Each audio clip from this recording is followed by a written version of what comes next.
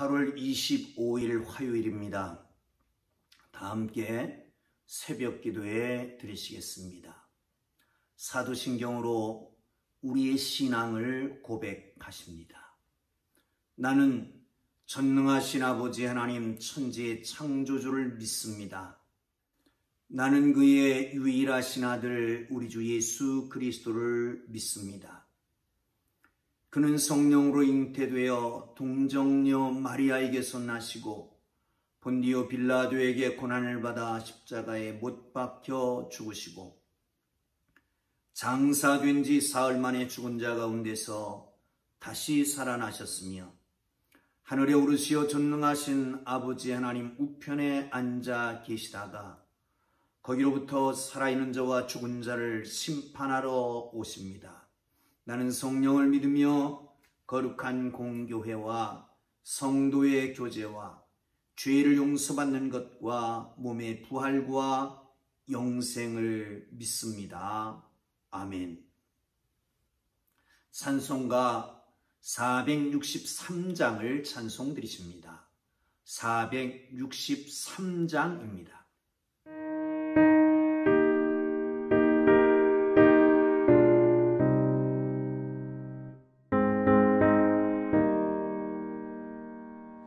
신자 되기 원합니다.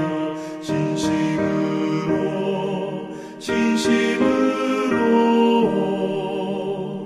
신자 되기 원합니다.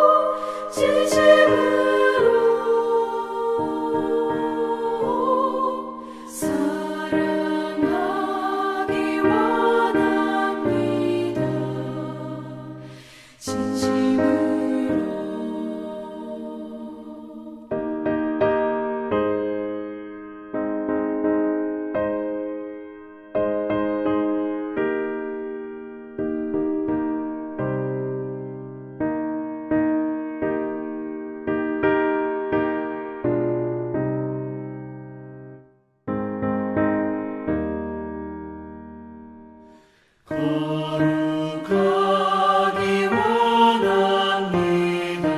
진심으로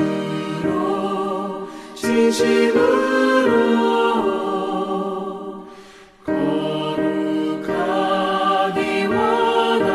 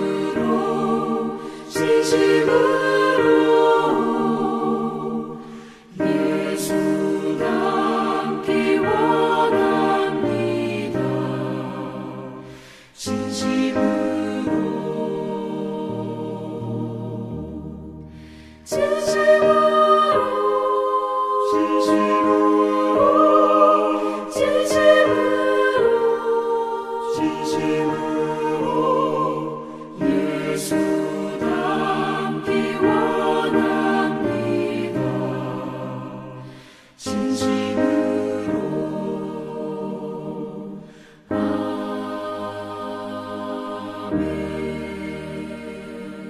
오늘 은혜 주실 기록된 하나님 말씀 로마서 14장 1절부터입니다. 8절까지만 보겠습니다.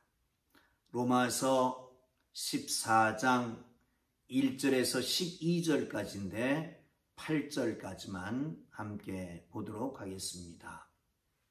다 찾으셨으면 우리 함께 읽으면서 말씀 속에서 역사하시는 신비하신 하나님의 은혜를 체험할 수 있기를 바랍니다. 함께 읽습니다. 믿음이 연약한 자를 너희가 받되 그의 의견을 비판하지 말라. 어떤 사람은 모든 것을 먹을 만한 믿음이 있고 믿음이 연약한 자는 채소만 먹느니라. 먹는 자는 먹지 않는 자를 업신여기지 말고 먹지 않는 자는 먹는 자를 비판하지 말라. 이는 하나님이 그를 받으셨습니다. 남의 하인을 비판하는 너는 누구냐? 그가 서 있는 것이나 넘어지는 것이 자기 주인에게 있음에 그가 세움을 받으리니 이는 그를 세우시는 권능이 주께 있습니다. 어떤 사람은 그 날을 저날보다 낮게 여기고 어떤 사람은 모든 날을 낮게 여기나니 각각 자기 마음으로 확정할지니라. 나를 중히 여기는 자도 주를 위하여 중히 여기고 먹는 자도 주를 위하여 먹으니 이는 하나님께 감사함이요 먹지 않는 자도 주를 위하여 먹지 아니하며 하나님께 감사하느니라. 우리 중에 누구든지 자기를 위하여 사는 자가 없고 자기를 위하여 죽는 자도 없도다. 우리가 살아도 주를 위하여 살고 죽어도 주를 위하여 죽나니 그러므로 사나 죽으나 우리가 주의 것이오다. 아멘. 할렐루야. 사랑하는 성도 여러분, 오늘도 하나님께서 삶의 현장에서 동행하시는 것을 믿고 주님과 함께 손을 붙잡고 오늘 하루도 승리하기를 주의 이름으로 축원합니다. 코로나19가 극성을 부립니다. 참으로 어려운 시대에 있습니다. 그러나 서로를 위로하고 판단하지 말고 격려하며 하루를 살아갈 수 있기를 주님 이름으로 축복합니다. 바울이 이제 로마에 있는 형제들에게 이렇게 말씀합니다. 믿음이 약한 자, 또 믿음이 강한 자가 있다는 거지요. 믿음이 강한 자와 믿음이 약한 자는 어떤 자들이냐? 여기서 말하는 것은 유대교회의 아직 영향에서 벗어나지 못한 사람들이 있다는 거예요. 그들이 믿음이 약한 자들이다. 그래서 율법적으로 모든 것을 해석합니다. 먹는 것도 그렇고요. 날짜도 그렇습니다. 2절에 보면 먹는 것에 대해서 얘기하지요. 먹는 것을 코셔라고 말하는데 이 코셔, 여러분 레위기에 보면 먹는 음식, 먹지 못하는 음식이 구별되어 있잖아요.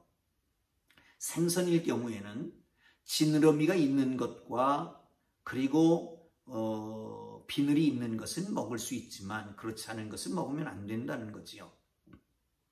또한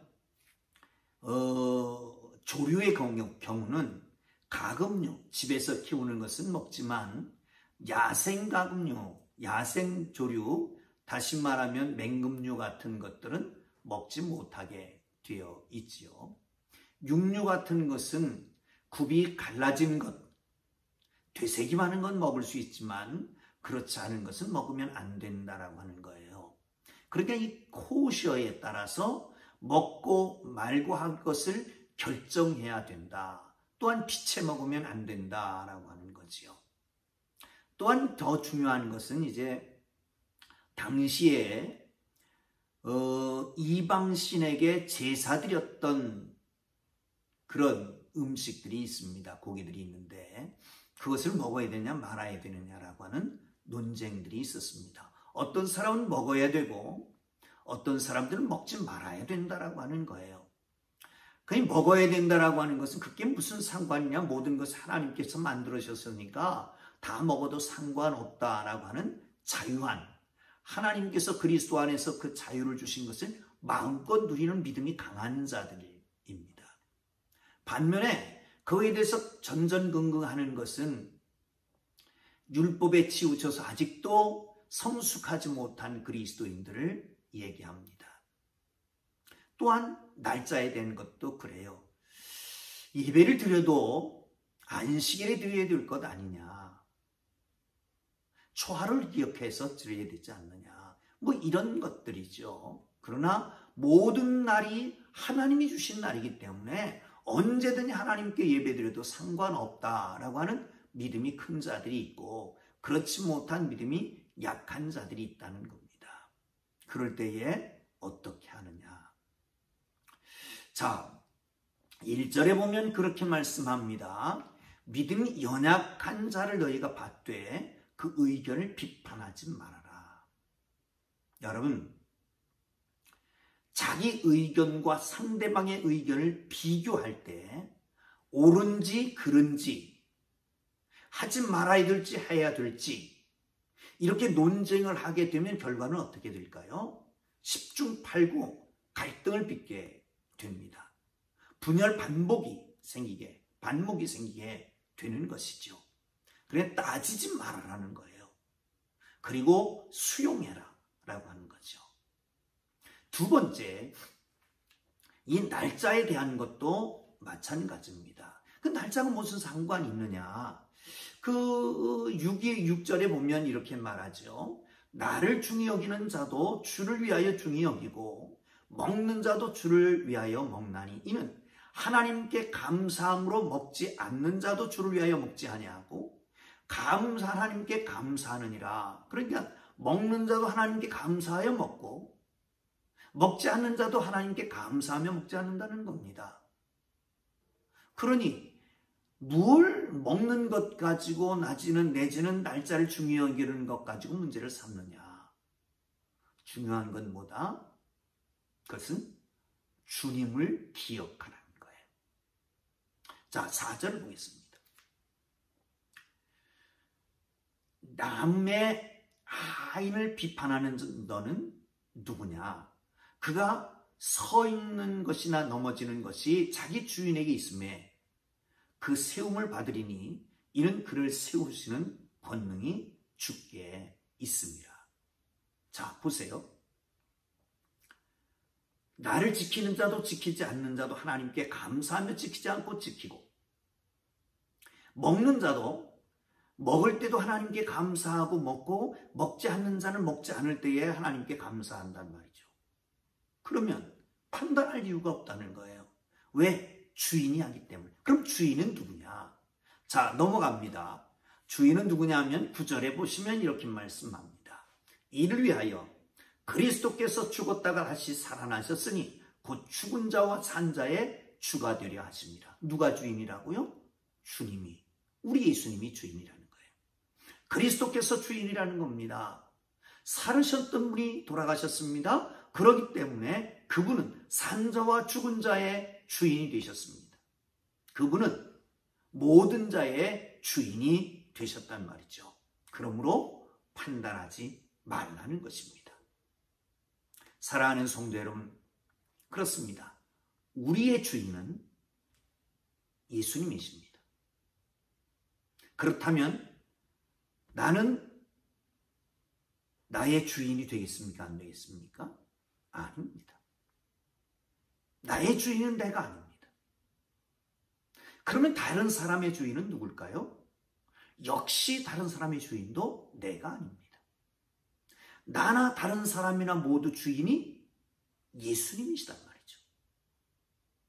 그러면 그 예수님이 수용한 사람들, 받아들였었던 사람들을 우리가 비판하지 않아야 될 것입니다.